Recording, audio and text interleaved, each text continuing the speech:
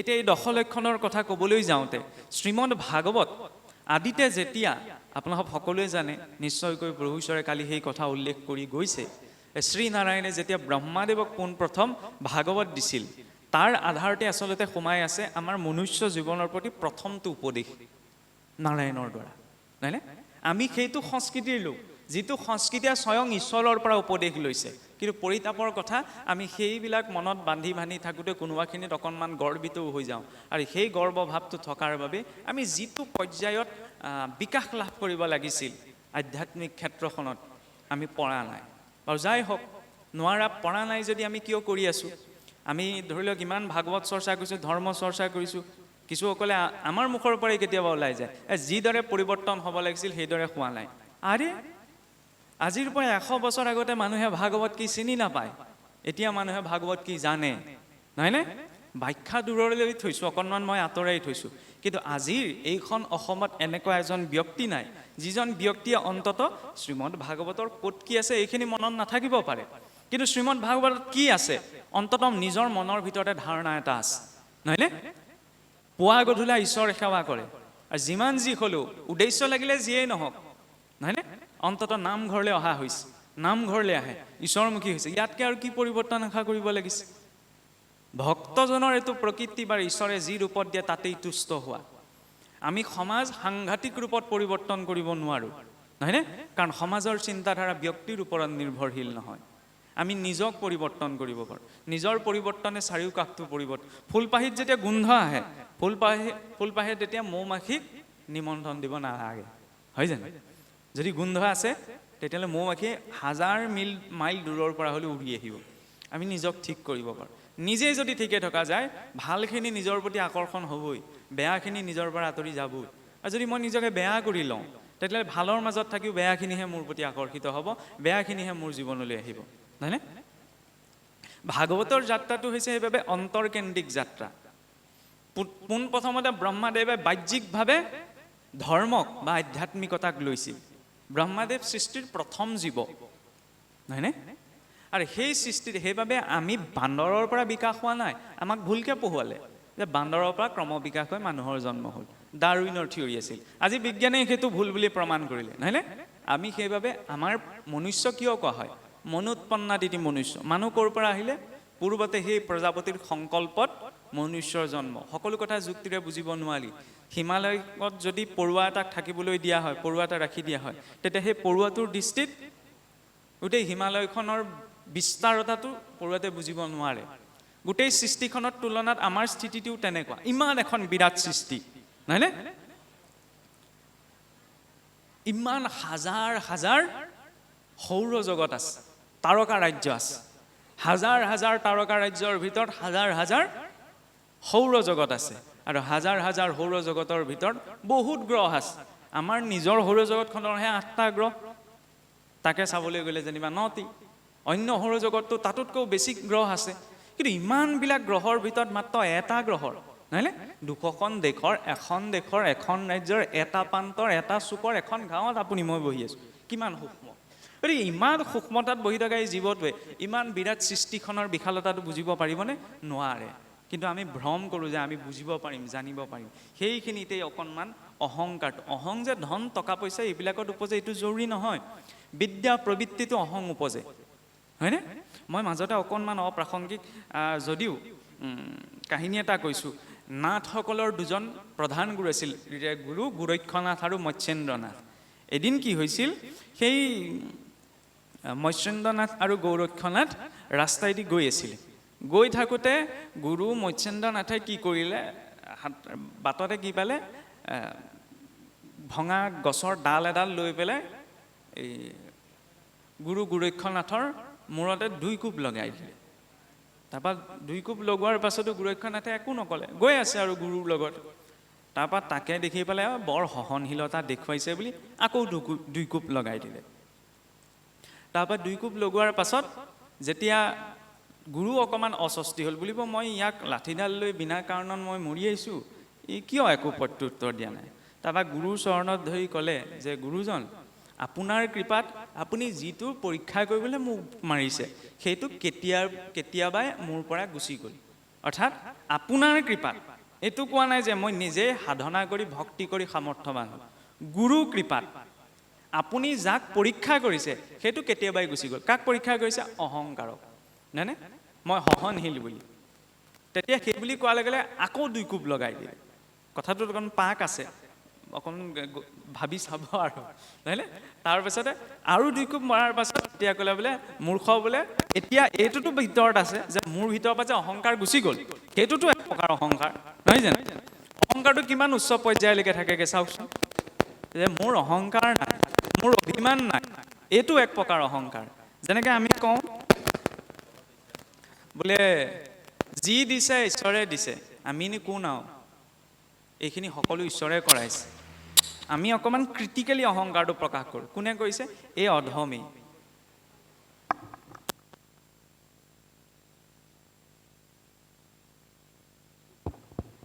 নহয়নে? কোনে কৰিছে? এই অধমে।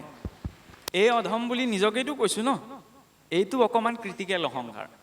গতিকে অহংকাৰটো এনেকুৱা নহয় যে কেৱল ধন টকা পইচা সংসাৰখনতেই জড়িত হয়, বহুত উচ্চ পৰ্যায়লৈকে এইটো থাকেগৈ। তাৰ পৰাতো 3টা গুণৰ প্ৰকাশ হৈছে, সত ৰজ তম 3 গুণ।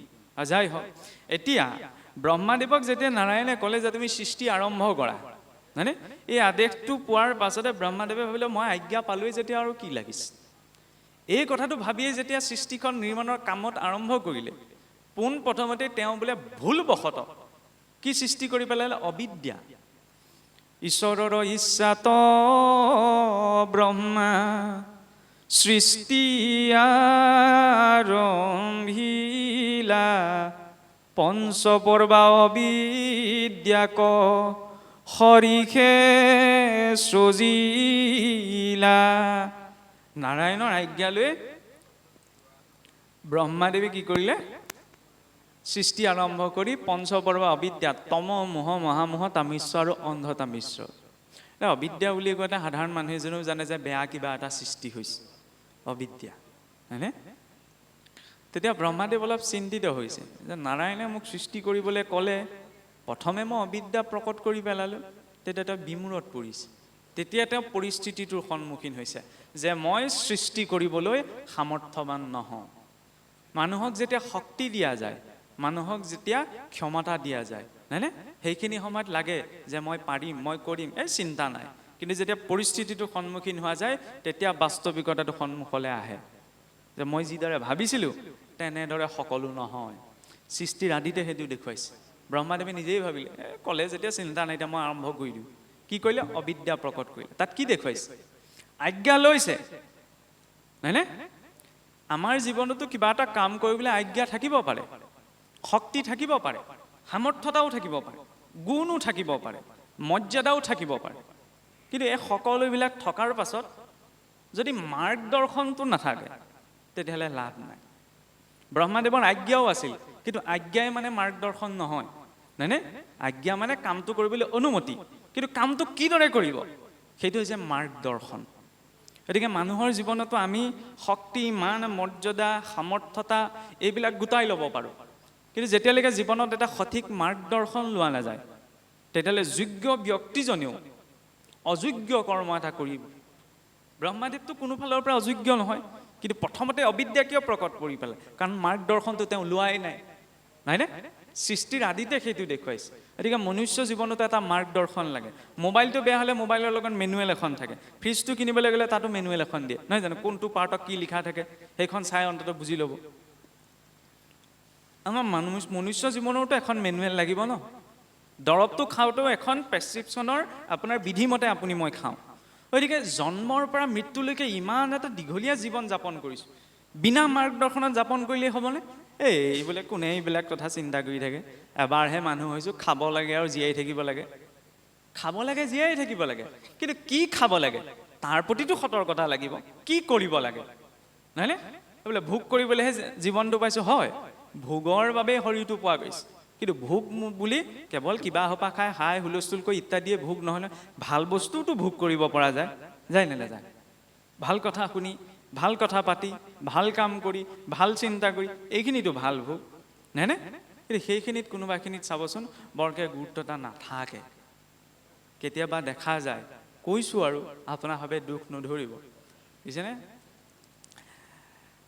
7 দিনীয়া আপোনাৰ ভাগৱত পাঠ হ'ল বুজিছেনে 7 দিনীয়া ভাগৱত পাঠৰ পাছত আৰু ধৰি লওক সেইকেইটা দিন আৰু গাঁৱৰ ঘৰতে যেতিয়া 7 দিনীয়া ভাগৱত পাতে কেনেকুৱা এটা পৰিৱেশ সৃষ্টি হৈ থাকে থকাৰ পিছত আৰু ধৰি লওক গধূলা সামৰণি পৰিলাও সামৰণি পৰাৰ পিছত আৰু ধৰি লওক নাম প্ৰসংগ কৰাৰ পিছত প্ৰসাদ লৈ পেলাই আৰু ঘৰলৈ উভতি আহিছে আৰু 7 দিন নামঘৰত পুৰা লাগি আছে হয়নে তাৰপৰা এই 7 দিন আৰু 7 দিনীয়া তেনেকৈ ভাগৱত পাতিলে এমাহৰ দিনৰ এমাহ আগৰ পৰা ধৰি লওক বতে বিধানে ৰাইজ থাকে নহয় জানো এমাহ থাকিলে এতিয়া এমাহ 7 দিন হ'ল হয়নে গধূলি অহাৰ পিছত গা পা ধুই কৈছে সেই এমাহ দিন নাই গধূলিলে কিবা অকণমান যোগাৰ কৰিব বুজিছেনে ভাগৱতৰ ব্ৰতটো বানি মানে কথাটো ঠিক তেনেকুৱা হৈ যায় কেতিয়াবা ষষ্ঠী স্নান হাতীটোৱে ঘণ্টা ঘণ্টা জুই সৰোবৰত গাটো ধুই থাকে পাৰলে উঠি আহি আকৌ বোকা লেদিয়াই লয় তাৰ ফলত কি হয় সেই ঘণ্টা জুৰি কৰা স্নান এই নিমিষতে বিফল হৈ যায় সেইকাৰণে বহুত ডাঙৰ পুণ্য এটা সামান্য পাপ এটাই নষ্ট কৰি পেলাব পাৰে নহয়নে আৰু বহুত ডাঙৰ পাপ এটা সামান্য পুণ্যই আঁতৰাই দিব পাৰে সেই মাৰ্গদৰ্শনটো লাগে সেই মাৰ্গদৰ্শনটোৰ বাবে শাস্ত্ৰ লাগে নহয়নে আমাৰ সমাজত কিছুসকলে এইটো অকণমান ভুল ধাৰণা কৰে যে আমাৰ শাস্ত্ৰসমূহ কেৱল সকামে নিকামেহে পঢ়া হয় সকামটো কিয় পতা যায় মনুষ্য কিবা এটা বিপদত পৰিলেহে কিবা এটা সকাম পাতে নহয় জানো সেইবাবে উদ্দেশ্য সকাম এটা কথা ঠিক যে সকামৰ বাবে গীতা ভাগৱত দিয়া হোৱা নাই কিন্তু আমি গীতা ভাগৱতৰ আশ্ৰয়লৈ নগৈ যাম ক'লৈ সকামত কি পঢ়িম হয়নে সেইটো ধাৰণা বেলেগ তাত এটা আনুষ্ঠানিকতা আছে কিন্তু সেই গীতা ভাগৱতে জীৱন দৰ্শনটো আমাক শিকায় তাৰ পৰা আমাৰ কি ল'ব লগা আছে নহয়নে এই কথাষাৰ কওঁতে এদিন মোক এজনে উভতি ধৰিলে বুজিছেনে বোলে গৃহস্থই বোলে কিবা এটা পাতিলেও ভাগৱত কথা পাতে ভাগৱত কীৰ্তন পাতে গীতা পাঠ পাতে পতাৰ পিছত গৃহস্থই শুনি নাথাকে বহি নাথাকে বোলে কেনেকৈ শুনি থাকিব আপোনাৰ নিচিনা ভকতক বোলে আলপৈচান ধৰি বোলে গৃহস্থ ঘূৰি ফুৰিব লাগে নহয় ইফালে দৌৰিব লাগে সিফালে দৌৰিব লাগে নহয়নে এতিয়া কথাটো হ'ল তেনেকুৱা যে ভকতজন আহিলে বা ভকতসকল আহিলে গৃহস্থই ৰাতি সেই ভকত গৃহত সোমোৱাৰ পৰা উভতি যোৱালৈকে ভকতৰ শুশ্ৰূষাত লাগি থাকে নহয়নে কিন্তু নিজৰ মিতি কুটুম এজন আহিলে চাহকাপ দিওঁতো বহি কথা এষাৰ পাতিবলৈ সময় ওলায় আলহীক বেলেগ অতিথিজনক নোখোৱাকৈ পঠিয়াওঁ জানো আমি হয়নে ভাতে পানীয়েতো বনাই খুৱাওঁ নিজৰ মিতি কুটুমৰ মানুহ এজন আহিলে তেতিয়াতো বহি পেলাই কথা পাতিবলৈ সময় ওলায় কিন্তু ভকতসকল আহিলে সময়টো নোলায় আৰু ভকতে কি গৈ গৈ খাওঁ খাওঁই কৰি থাকে নি নহয় আপুনিও যদি মোৰ ঘৰলৈ ভকত ৰূপত যায় অকল খাওঁ খাওঁই কৰি থাকিব নাথাকে নহয়নে সেইটো এটা নিৰ্দিষ্ট সময় কিন্তু যেতিয়া বোলে কিবা এটা ভাল কথা আলোচনা হৈছে নামষাৰ প্ৰসংগ কৰিছে নথকা থাকিব নোৱাৰাসকল নালাগে সকলোতো থাকিব নোৱাৰে ন কিন্তু যিকেইজন উপস্থিত আছে তাত অন্ততঃ সেইকণ সময় ঈশ্বৰক দিয়াটো প্ৰয়োজন কাৰণ মোৰ কথা শুনিলে দুখ নাই মই মোৰ দৃষ্টিকোণৰ পৰা কৈছোঁ নহয়নে ইয়াত মোৰ দৃষ্টিটো জড়িত হৈ আছে কিন্তু ভগৱান আপোনাৰ ঘৰত কথা গৈ যদি মই আপোনাৰ কথাত গুৰুত্ব এটা নিদিওঁ আপুনিতো মোক ভাল নাপায় গতিকে ভগৱানৰ ঘৰখন পাতিলেও ভগৱানৰ কথাতেই যদি গুৰুত্ব এটা নিদিওঁ ভগৱানেও ভাল নাপাব তেওঁক যিমান গুৰুত্ব এটা দিওঁ সিমানে আমিও গুৰুত্ব এটা পাম আমি তেওঁক যিমানে গুৰুত্ব এটা নিদিম আমাৰ জীৱনতো আমাৰ গুৰুত্বহীনতাটো প্ৰকাশ হৈ গুচি যাব আৰু চাবলৈ গ'লে আমিও গুৰুত্বহীন আমি গুৰুত্ব এটা দিবলগীয়া আমাৰ যোগ্যতাই নাই আমি সংসাৰত কৰিছোঁ কি একো কৰা নাই নহয় চব লৈছোঁ এইটো ভ্ৰমত যে সকলো মোৰ গোটাই লোৱাখিনি মোৰ কিন্তু লগত একো লৈ যাব নোৱাৰোঁ নহয় জানো মোকে এতিয়া ধৰি লওক মই ইয়ালৈ আহোঁতো ভালতকৈও ভাল চুৰি এখন পিন্ধি আহিছোঁ নহয়নে অকণ ভাল কাপোৰ এখন লৈ আহিছোঁ মোক ধুনীয়া দেখক বুলি ভাল দেখক বুলি কিন্তু সেইটোতো এটা ভ্ৰম নহয়নে সেইকাৰণে এই যে কয় হাতীৰ দাঁত দুটা থাকে এটা খোৱা দাঁত এটা দেখুওৱা দাঁত খোজ কাঢ়িবলৈ ভৰি দুটা দিছে নহয়নে নকৰিলেও নহ'ব সেইকাৰণে খালি তাৰ মাজত সংযমৰ বেলেঞ্চটো লাগে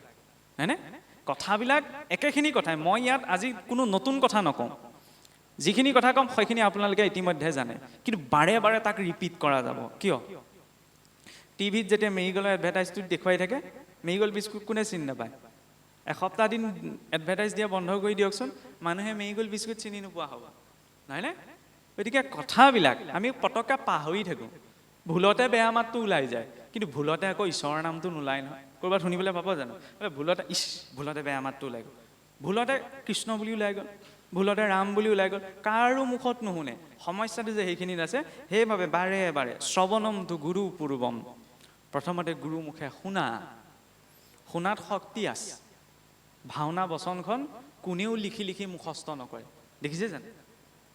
ইমান দীঘল দীঘল বচন থাকে, 23 কোচ 32 কোচ।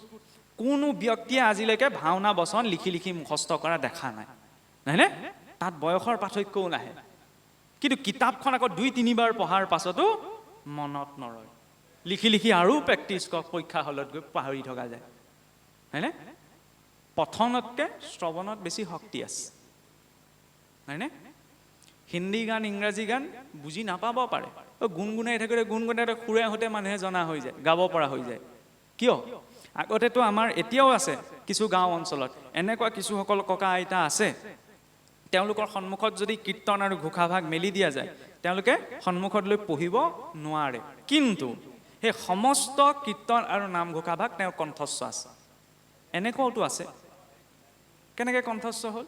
শুনি শুনি, শ্ৰৱণ। সেইকাৰণে শুনিব লাগে। শ্ৰৱণ 3টি পৰ্যায়ত হয়। প্ৰথম হৈছে অধম শ্ৰৱণ, এইফালে শুনিলে ইফালে উলিয়াই দিলে, এইটো অধম শ্ৰৱণ। কিন্তু অধম শ্ৰৱণটো দলিয়াই পেলাব নালাগে। অধম শ্ৰৱণো মানুহৰ প্ৰয়োজনীয়তা আছে। আমি পটককৈ ধৰিলে অধম শ্ৰৱণ দৰকাৰ নাই দলিয়াই দিওঁ, নহয়। অধম শ্ৰৱণৰ প্ৰয়োজনীয় কোনখিনিত আছে? কেনিবা গৈ থাকোঁতে ক'ৰবাত বেয়া কথা এটা শুনিলোঁ, সেইখিনি সময়ত অধম শ্ৰৱণটো লাগে, যে শুনিলোঁ ইফালে উলিয়াই দিলোঁ, সেইটো প্ৰয়োজন নাই। জৰুৰী নহয় সদায় যে ভাল কথাই কাণত পৰিবহি, বেয়া কথাটো ইফালে শুনি ইফালে উলিয়াই দিব লাগে, সেইখিনিত অধম শ্ৰৱণটো প্ৰয়োগ কৰিব লাগে। মধ্যম শ্ৰৱণ, আটাইতকৈ বেয়া শ্ৰৱণ এই মধ্যম শ্ৰৱণ। শুনে, মই শুনিলোঁ, মনতো থাকিলে, কিন্তু মই একো আচৰণ নকৰোঁ, এইটো মধ্যম শ্ৰৱণ। আৰু এই মধ্যম শ্ৰৱণত গুৰুত্ব এটা ক'ত দিয়া হয়? শাব্দিক জ্ঞানত। যিমান পাৰোঁ মই জানিব বিচাৰোঁ, এইটো ভাটৌৰ শিক্ষা বুলি যে কয়। মই ঢেৰ শাস্ত্ৰ পঢ়ি লাভ নাই যদি মোৰ আচৰণত নাই। সেইবাবে কোৱা হৈছে শব্দ ব্ৰহ্ম নিষ্ণাতো ন নিষ্ণাতো পচেয়দি সমন্তস্ব শ্ৰুতফলম হব্যধেনু ৰক্ষিত পৰম। শব্দত জ্ঞান নাই যদি সেইখিনি অনুভৱত নাই। অনুভৱবিহীন জ্ঞান এই বাজি গাই ৰখাৰ লগত তুলনা কৰিছে। বাজি গাইজনীয়ে না গাখীৰ দিব না পোৱালি দিব, হয়নে? মাত্ৰ আছেহে। ঠিক তেনেদৰে শব্দবিলাক জ্ঞান ল'বলৈ যাওঁতে তাত যদি অনুভৱটো নাই, তেতিয়াহ'লে সেই বাজি গাই ৰখাৰ নিচিনা, সি ফল নিদিয়ে।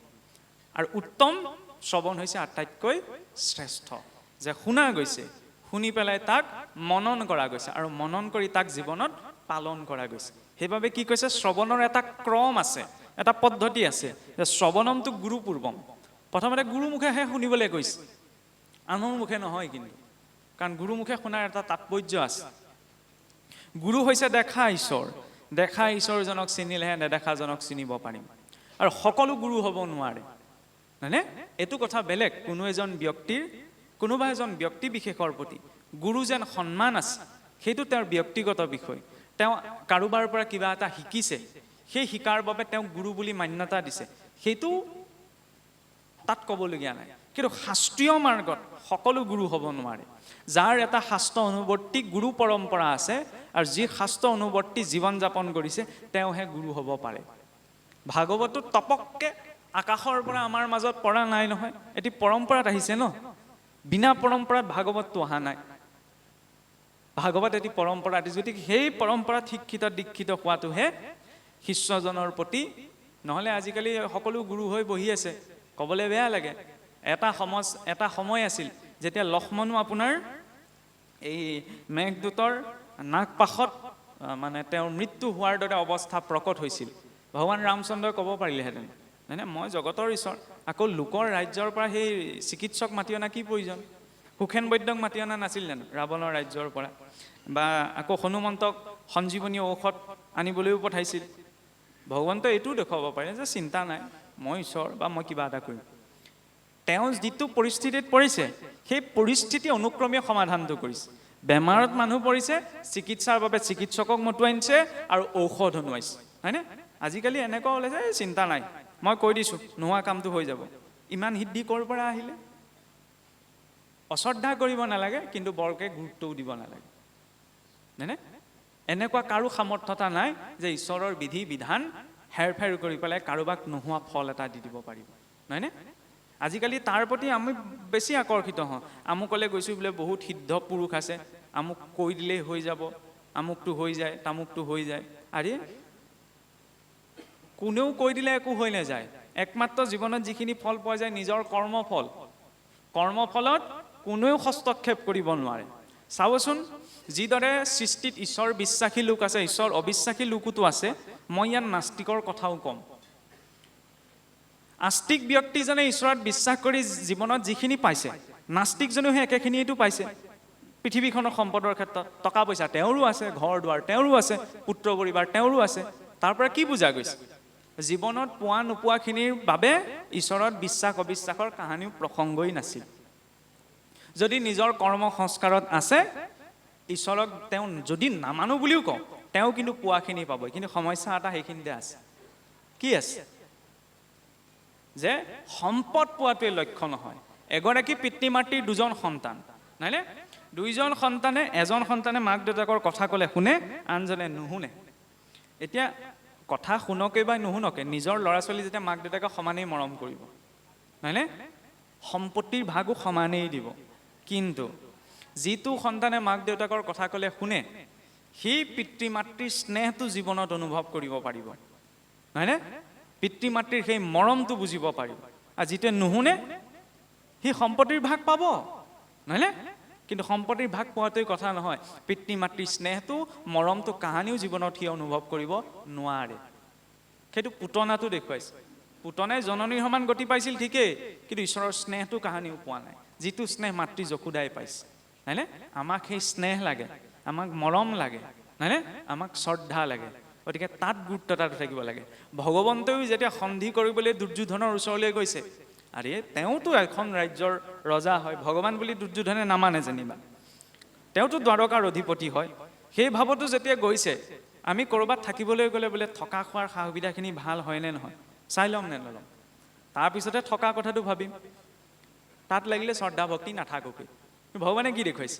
দুৰ্যোধনৰ ৰাজকাৰেঙলৈ গৈছে, তাত সকলো সুবিধা আছে, একো চিন্তা কৰিবলগীয়া নাই। কিন্তু ভগৱন্ত তাত থকা নাই। ক'লৈ গৈছে? বিদুৰৰ ভগা পজালৈ। তাত একো সুবিধা নাই। বহিবলৈ এখন আসন নাই, শুবলৈ এখন বিচনা নাই, খাবলৈ একো বস্তু নাই। কিয় তালৈ গৈছে? তাত ভৌতিক কোনো সু সুবিধা নাই, কিন্তু তাত ভাৱ আছে। ভগৱন্তক যেতিয়া শৰাইখন দিয়া যায়, তাৰ পৰা মাহ প্ৰসাদ খাবলৈ ঈশ্বৰ নাহে, আহে জানো? নাহে। তেতিয়াহ'লে কিয় দিওঁ? আৰু ভগৱানকতো আমি একো দিব নোৱাৰো, সকলোতো তেওঁৰে। কিয় দিওঁ? কাৰণ ভক্তজনৰ সেইটো ভাৱ যে প্ৰভু তুমি জীৱনটোত ইমানখিনি দিছা, ইমানখিনি কি দিছে? এই উশাহ নিশাহ, নহয়নে? খন্তেক সময় বোলে মই এই হাতখন ছিগি থাকিলেও মই জীয়াই থাকিব পাৰিম, ভৰি এটা নাথাকা হ'লেও জীয়াই থাকিব পাৰিম, চকু দুইটা ফুটি গ'লেও মই জীয়াই থাকিব পাৰিম, কথা ক'ব নোৱাৰিলেও মই জীয়াই থাকিব পাৰিম, জিভাখন নহ'লেও মই জীয়াই থাকিব পাৰিম। কিন্তু প্ৰাণবায়ু এক ছেকেণ্ডৰ বোলে ৰৈ যাওকচোন, এইটো চলি থাকিবনে? নাথাকে। মেইন বস্তুটো কি? সেইটোৱে দি আছে ঈশ্বৰে, জীৱনৰ প্ৰতিটো উশাহ। ইয়াত এতিয়া বহি থাকোঁতে প্ৰতি 2 ছেকেণ্ডত এজন মানুহ মৰি আছে পৃথিৱীৰ কোনোবা এটা প্ৰান্তত। এইটো সৰু কথা নে? আমি চমৎকাৰ বেলেগত বিচাৰি চাওঁ, আৰু এই আটাইতকৈ ডাঙৰ চমৎকাৰ নিজৰ জীৱনটোত ঘটি আছে। ছেকেণ্ডৰ পাছত ছেকেণ্ড পাৰ হৈ গৈছে, এতিয়ালৈকে মই মৰা নাই, এইটো কম ডাঙৰ কথা, হয়নে? কথা কৈ থাকোঁতেওতো মই মৰিব পাৰোঁ, কোনো ঠিক নাই। মোবাইলৰ ৰিচাৰ্জ শেষ হ'লে নটিফিকেশ্যন এটা আহে 2 দিন আগত, ৰিচাৰ্জ শেষ হ'ব, ভৰাই ল'ব, জমে নটিফিকেশ্যন নপঠাই নহয়, নহয়নে? মুহূৰ্ততে সকলো শেষ।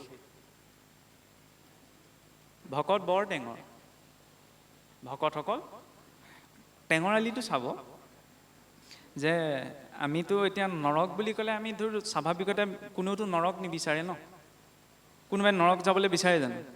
নৰক বুলি ক'লে ভয় লাগে, য'ত জমে ঠেকেচি ঠেকেচি বোলে জীৱাত্মাক শাস্তি দিয়ে। ভকতে সেইকাৰণে কি কৰিলে? পূৰ্বতে যমকো ভকত বনাই দিলে। 12জন বৈষ্ণৱৰ ভিতৰত যম ৰজা এজন বৈষ্ণৱ নহয় জানো? প্ৰধান বৈষ্ণৱ। এই অজামিল উপাখ্যানত প্ৰসংগ আহে, যমদূতক নামৰ মাহাত্ম্য স্বয়ং যম ৰজাই কৈছে। সেইফালে গ'লেও চিন্তা নাই, হয়নে? সেইকাৰণে ভকত হ'ব লাগে। ভকত মানে নাম গুণ গাই ঘূৰি ফুৰা এইজনেই নহয় নহয়। আমাৰ মানুহে ভুলকৈ বুজি থাকে, আজিও সেইটো ধাৰণা মনত আছে। ভকত মানে কি? এতিয়াই ভকত হ'ব হোৱা নাই, এতিয়াই ভকত মানে কি বুজি আছে? এই নাম গুণ গায়ক যিসকল ঘূৰি পৰে সেইসকলেই ভকত। ভকতৰ কাম সেইটোৱে। আৰে সেইখিনি আনুষ্ঠানিকতাহে। ভকত, ভকত এনেকুৱা এটা শব্দ, যিটো শব্দই যিখিনি মানুহক জাতি, বৰ্ণ, ধৰ্ম, দৰ্শন, চিন্তা একোৰে সমতাৰে বান্ধিব নোৱাৰিলে, সেই মানুহখিনিক ভকত শব্দতে বান্ধি দিলে। কিন্তু আজিকালি ভকতৰ আগে পিছে কিবা এটা লাগিবলৈ ধৰিলে, সেইকাৰণেহে ভাগ বিতৰাবিলাক হৈছে। ভকত শব্দত যেতিয়া নামঘৰত মানুহ বহি থাকে আমি নকওঁ নামঘৰত কোন বহি আছে, মতা মানুহ বহি আছে, নকওঁ আমি, হয়নে? নামঘৰত বোলে কোন বহি আছে, মাইকী মানুহ বহি আছে, নকওঁ। নামঘৰত কোন বহিছে? এই ল'ৰা ছোৱালী বহি আছে। নামঘৰত ভকত বহি আছে বুলিহে কওঁ। সেই শব্দটো যেতিয়া কোৱা যায় তেতিয়া তাত পুৰুষেই আছেনে স্ত্ৰীয়ে আছেনে সিমানলৈকে ভেদ বিচাৰ কৰা নাযায়, হয়নে? সেইকাৰণে সেই পৰিচয়টো আগত লাগে। যিদৰে তাতো আকাৰ ই কাৰণে ভকতৰ বোলে ধুতিখনতো গাঁঠি নাথাকে, ক'তো বান নাথাকে, পাকবিলাক বোলে থাকিব নালাগে, অন্ততঃ সেইকণসমূহ, হয়নে? সিমানখিনিলৈকে দৰ্শন আমাক দিয়া হৈছিল। এতিয়া এই কথা প্ৰসংগতে ক'বলৈ যাওঁতে যেতিয়া ব্ৰহ্মাদেৱে চিন্তিত হ'ল ন, যে মই কি কৰিম এতিয়া, মইতো অবিদ্যা প্ৰকট কৰি পেলালোঁ, তেতিয়া ব্ৰহ্মাদেৱে চিন্তা কৰি থাকোঁতেই তেওঁ এটা মহাশূন্যত বোলে প্ৰতিধ্বনি শুনা পালে, যে তপ তপ তপ। চিন্তা কৰিব লাগিব, কিন্তু চিন্তা কৰাৰ এটা পদ্ধতি আছে। চিন্তায়াস্য চিতায়াস্য বিন্দু মাত্ৰ বিশিষ্যতে চিন্তা দহতি জীৱনম চিতা দহতি নিৰ্জীৱ। চিন্তা আৰু চিতাৰ মাজত বিন্দু মাত্ৰ পাৰ্থক্যহে আছে, নহয়নে? সংস্কৃতত চাবলৈ গ'লে ওপৰৰ ফুটটো আৰু, বুজি পাইছে নহয়? চিতাই কি কৰে, এই নিৰ্জীৱটোক দহন কৰে, চিন্তাই সজীৱটোক, হয়নে? ঢেৰ চিন্তা, কিমান চিন্তা কৰিব মানুহে, আৰু চিন্তা নকৰাকেও নোৱাৰে। সেইকাৰণে চিন্তাক এটা সঠিক গতিপথ দিবলৈ কি ক'লে, যে প্ৰথমতে গুৰুমুখে শুনা গৈ শ্ৰৱণমটো গুৰুপূৰ্বম মননম তদনন্তৰম, তাৰপিছত মনন কৰা। কেৱল মনেৰে মনন কৰি থাকিলেও নহ'ব, নিদিধ্যাসন মিত্তে তত্ত্ব জ্ঞান পূৰ্ণ বোধস্য লক্ষণম, অৰ্থাৎ মনন কৰাখিনি স্বাধ্যায় নিত অভ্যাস কৰা। অভ্যাস কৰিলে কি হ'ব, এই শিল এটাৰ ওপৰত মাটিৰ টেকেলি এটা থওঁতে থওঁতেও সদায় বোলে সাঁচ বহি যায়, মানে সদায় যেতিয়া অভ্যাস কৰি থকা যাব সেই চাপটো বহি যাব, হয়নে? আৰু সেই চাপটো কি, ঈশ্বৰ চিন্তনৰ। ইমান সহজ নহয় ন ঈশ্বৰক চিন্তা কৰাটো। ক'তা আমি ৰাম কৃষ্ণ গোপাল নাৰায়ণ হৰি গোবিন্দ কেশৱ মাধৱ ইমান নাম উচ্চাৰণ কৰিছোঁ, ইয়াত বোলে কি কঠিনতা আছে? ইয়াত একো টান নহয়। উজুতিত খাওঁতেহে আচল কথাটো ওলাব, খুন্দা এটা খাওঁতেহে আচল কথাটো ওলাব, ভিতৰত কি আছে, নহয় জানো? অনুকূল পৰিৱেশত ভক্তি কৰাটো বৰ সহজ। ইয়াত এটা পৰিৱেশ নিৰ্মাণ কৰা হৈছে, নহয়নে? ইয়ালৈ নহাজন, শাস্ত্ৰ নপঢ়া নুশুনাজনেও যদি ইয়ালৈ আহে তেওঁৰ মুখৰ পৰা ৰামকৃষ্ণ ওলাব। ইয়াত এটা পৰিৱেশ আছে ন, পৰিৱেশটোৱে তেওঁক বাধ্য কৰাই দিব। কিন্তু অনুকূল, ক্ষমা কৰিব, প্ৰতিকূল পৰিৱেশলৈ যেতিয়া যাব তেতিয়া কিমান ঈশ্বৰ ওলাব, ঈশ্বৰৰ নাম কথা ল'ব, সেইটো আচল কথা। সেইবাবে প্ৰথম স্কন্ধত যদি দেখা যায় দেৱী কুন্তীয়ে কি ক'লে, প্ৰভু পাৰিলে জীৱনত বিপদহে দিয়া, বিপদত থাকিলেহে তোমাক চিন্তা কৰিম। এই কথাষাৰ কোৱাটো কম ডাঙৰ সাহস নহয়। আমিতো বিপদ আঁতৰিবলৈ ঈশ্বৰৰ ওচৰত সেৱা কৰোঁ, কিন্তু কিয় ক'লে কুন্তী দেৱী? কাৰণ সুখৰ এইটো দুৰ্ভাগ্য, সুখৰ এটা দুৰ্ভাগ্য আছে। সুখৰ যেন দুৰ্ভাগ্য থাকে, মানুহে সুখে বিচাৰে জীৱনত, সুখৰ এটা দুৰ্ভাগ্য আছে।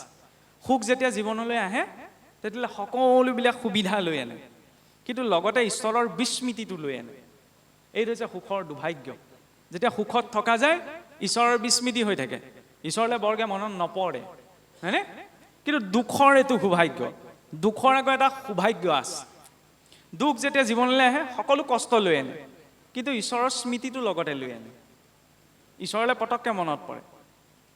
মই এতিয়া যোৰহাটৰ পৰা আপোনালোকৰ ইয়ালৈকে গাড়ীত ধুনীয়াকৈ আৰামত বহি আহিছোঁ, আৰামত নামিলোঁ, নামি পেলাই ইয়ালৈ গুচি আহিলোঁ। এবাৰো মোৰ মুখৰ পৰা ঈশ্বৰৰ নাম নোলাব পাৰে, নহয়নে? আৰামত আহিছোঁ। ৰাতি 12টা বজাত অকলে জংঘল এখনৰ মাজেৰে মই পাৰ হৈ যাওঁচোন, খোজে প্ৰতি ঈশ্বৰৰ নাম ওলাব, হয়নে নহয়? সেইটো প্ৰতিকূল পৰিৱেশ। দেৱী কুন্তীয়ে সেইটোৱে কৈছিলে, সুখত থাকিলে তোমাক পাহৰি থাকিবও পাৰোঁ, গতিকে জীৱনত বিপদেই দিয়া। কাৰণ বিপদম সম্পদো নৈব সম্পদ, বিপদো নৈব বিপদম সম্পদো নৈব সম্পদ, বিপদম বিস্মৰণম বিষ্ণু সম্পদ নাৰায়ণ স্মৃতি। আটাইতকৈ ডাঙৰ বিপদ কি? তেওঁক পাহৰি থকাটো। আটাইতকৈ ডাঙৰ সম্পদ কি? বহুত কষ্টৰ মাজত আছে, কিন্তু তেওঁৰ চিন্তন হৈছে তৰি যাব। এই কথাটো মহাপুৰুষৰ ক্ষেত্ৰত ঘটনা এটা ঘটিছিল, আপোনালোকে জানেই নিশ্চয়। এই যেতিয়া আপোনাৰ স্বৰ্গদেৱে হাতী ধৰিবলৈ দিছিল, নহয়নে? হাতী ধৰিবলৈ দিওঁতে তেতিয়া ধৰি লওক এই শংকৰদেৱে যে হাতী ধৰিব নোৱাৰিলত তেতিয়া গুৰুজনাক বিচাৰি আহোঁতে যে চিনিটো নাপায়, গুৰুজনাক লুকুৱাই পেলাই মহাপুৰুষ মাধৱদেৱে আৰু গুৰুজনাৰ জোঁৱাই হৰি জোঁৱাই, হয়নে? হৰি জোঁৱাই বন্দী হৈ পেলাই গুচি গ'ল। পিছত যেতিয়া বিচাৰ হলত দুখ দিবলৈ যাতে মহাপুৰুষক উদাসীন ভাবি শাস্তি নিদিলে, হৰি জোঁৱাই গৃহস্থী বুলি ভাবি ভুল কৰাৰ কাৰণে শিৰচ্ছেদ কৰাৰ আদেশ দি দিলে। আদেশ দিয়াৰ পিছত কি হৈছিল? যেতিয়া বোলে হৰি জোঁৱাই শিৰচ্ছেদ হৈছিল, কটোৱা গৈছিল, কটাওঁতে অন্তিম সময়ত বোলে তেওঁৰ মুখৰ পৰা 3বাৰ ৰাম নাম ওলালে।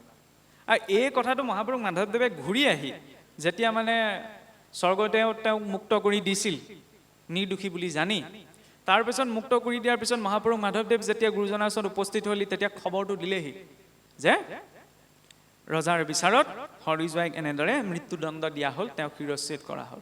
আপুনি ভাবি চাওক, শহুৱেকৰ আগত কৈছেগে যে জোঁৱায়েকক ৰজাই কটুৱালে, শহুৱেকে কি কৈছে, উদ্ধ বাহু কৈ 3বাৰ হৰি বুল বুলি কৈছে। আমাৰ সাধাৰণ মানুহ হেঁতেন কি বুলি ক'লে, বোলে পাগল হ'ল, জোঁৱায়েক মৰিছে, জোঁৱায়েকক ৰজাই কটুৱালে, এওঁকো আনন্দ কৰিছে। ক'লেহেঁতেন নে নক'লেহেঁতেন?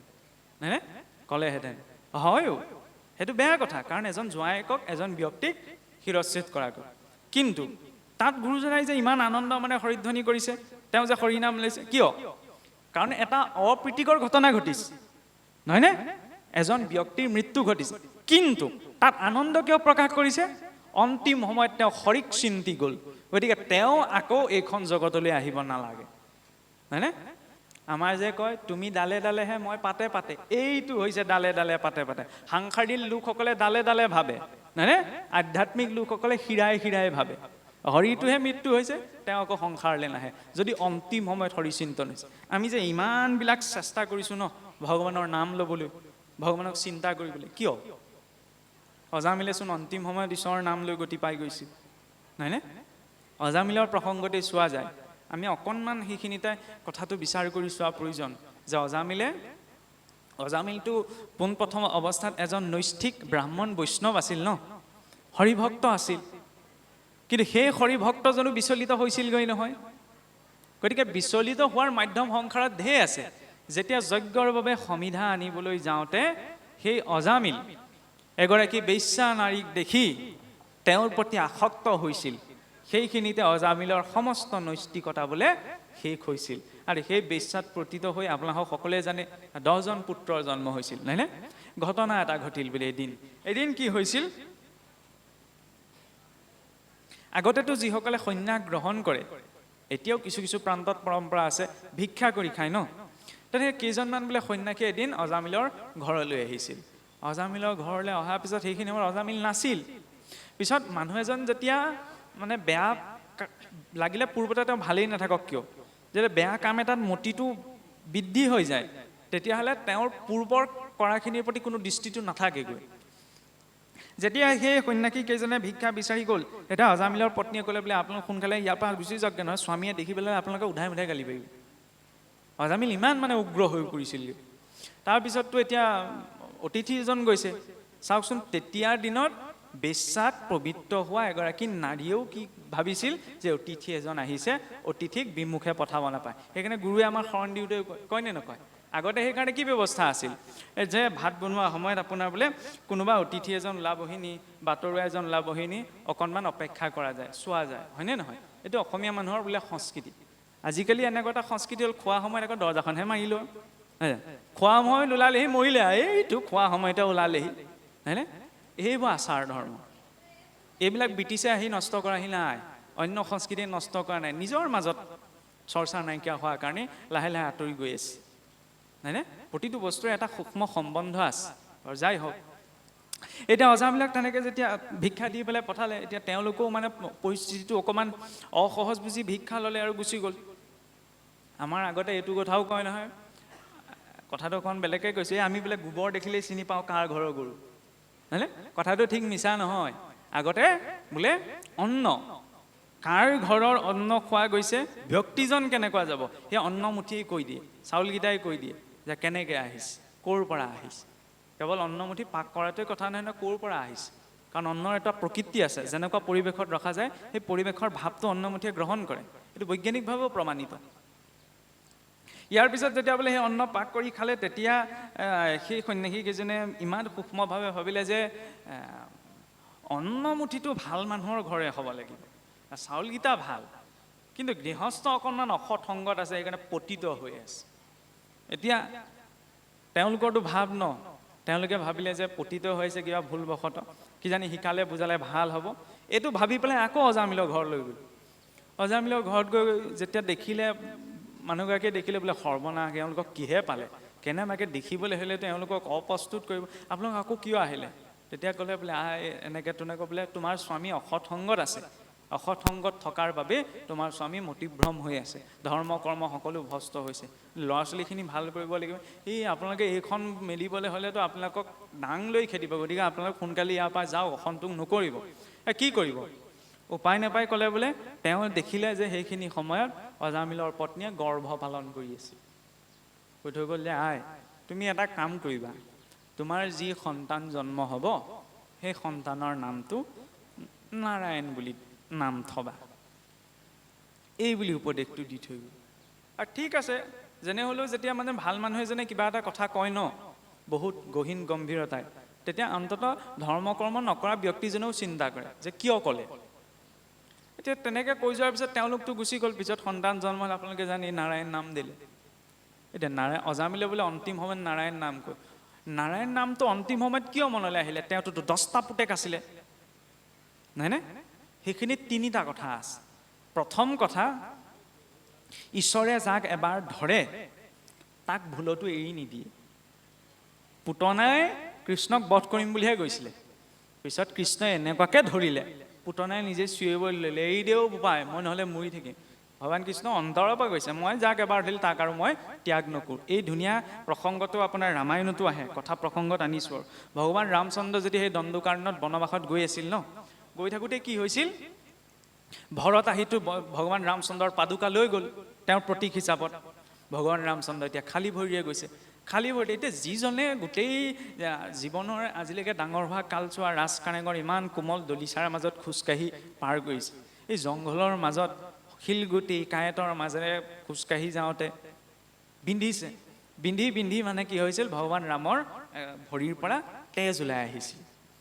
আৰু যেতিয়া তেজ ওলাই, তেজৰ বিঙি পিছে পিছে লক্ষ্মণ গৈছে। লক্ষ্মণৰ পটককৈ চকুত পৰিলে যে দাদাৰ ভৰিৰ পৰা তেজ ওলাইছে। তেতিয়া ক'লে বোলে দাদা ৰ'বচোন ৰ'ব, আপোনাৰ ভৰিৰ পৰা এই কাঁইটবিলাক লাগি সৰু সৰু শিলগুটি লাগি তেজ ওলাই আহিছে, আপুনি বহি দিয়ক, মই উলিয়াই দিওঁ। তেতিয়া ভগৱান ৰামচন্দ্ৰই কি ক'লে জানে, যে সি কাঁইটেই নহওক কিয়, সি শিলেই নহওক কিয়, এবাৰ যেতিয়া মোৰ চৰণৰ আশ্ৰয় কৰিলে মই তাক ত্যাগ কৰিব নোৱাৰোঁ। এইটো ভাৱ, ইয়াত যুক্তি নাখাতে। চাওকচোন, যে ভৰিত লগা কাঁইটডালকো ঈশ্বৰে ত্যাগ কৰা নাই। যাক এবাৰ যি মোক ধৰিলে, সি ইচ্ছা কৰিলেও মোক এৰিলে, মই তাক এৰি নিদিওঁ। অজামিলে ঈশ্বৰক ধৰিছিল ন, দৈৱ পাকত পৰি ঈশ্বৰ খাই গুচি গ'ল। ৰজা ইন্দ্ৰদ্যুম্নৰ সেইটোৱে হৈছিল, ঈশ্বৰক চিন্তা কৰি বহি আছিল। ঋষি অগস্ত্যে ভুলবশতঃ তেওঁক অভিশাপ দি পালে। গতিকে ভক্তি কৰিলেও কিবা কাৰণত কৰ্মফলত সেই জীৱটো অধোগতি লাভ কৰিব পাৰে। যিদৰে মহাৰাজ ইন্দ্ৰদ্যুম্নই গজ শৰীৰৰ, ক্ষমা কৰিব, ৰজা শৰীৰৰ পৰা গজ শৰীৰ প্ৰাপ্ত কৰিছে, এইটো অধোগতি নহয়নে? মনুষ্যৰ পৰা তেওঁ আকৌ হাতী হৈছে, কিন্তু তেওঁ পতিত হোৱা নাই, কেতিয়াও পতিত নহয়। সেই একেটা কথাই অজামিলতো প্ৰযোজ্য হয়। অজামিলে অধোগতি পাইছে, কিন্তু তেওঁ পতিত হোৱা নাই, প্ৰথম কথা। আৰু দ্বিতীয় কথাটো হ'ল কি, অন্তিম সময়ত কিয় নাৰায়ণ বুলি মনলৈ ওলালে? নাৰায়ণ কোন আছিল? ঘৰখনৰ আটাইতকৈ সৰু ল'ৰা। আমি ভৌতিকভাৱেও যদি চাওঁ, ঘৰৰ আটাইতকৈ সৰুটোক বেছিকৈ মৰম কৰা যায়, নহয়নে? মাক দেউতাকেই হওক, ককাক আইতাকেই হওক, ঘৰখনৰ আটাইতকৈ সৰুটোলৈ নিজৰ খোৱা ভাগ অকণমান হ'লেও থৈ দিয়ে, সৰুটোৱে খাব, নহয়নে? সৰুটোৱে লাগিলে ভুলেই কওক, সৰুটোক দুখ নিদিয়ে, ডাঙৰটোক দিয়ে, নিজেও পাই থৈছে যে সেইকাৰণে কৈছোঁ, নহয়নে? এইটো ধৰি লওক ভাৱ সহজ। এতিয়া নিজৰ সৰুটোকে আটাইতকৈ ভাল পায়, আৰু যাক আটাইতকৈ ভাল পোৱা যায়, বিপদে সম্পদে সুখে দুখে তাৰ কথাহে মনলৈ আহে। কিবা এটা ভাল বস্তু পালে, এই নহয় অকল ময়ে নাখাওঁ, সৰুটোলৈও থৈ দিওকচোন, নহয়নে? ভাৱ আহে নে নাহে? গতিকে খাওঁতে উঠোতে বহুতে নাৰায়ণ বুলি তেওঁ অন্তিম সময়তে মতা নাই, তাৰ আগৰ প্ৰেক্টিচটো আছে, সেইকাৰণে ওলালে। বিনা প্ৰেক্টিচত ঈশ্বৰৰ নাম লোৱা সম্ভৱ নহয়, নহয়নে? প্ৰেক্টিচটো আছিল গোটেই জীৱনটো। কি অন্তিম সময়তহে তেওঁ পুতেকক মাতি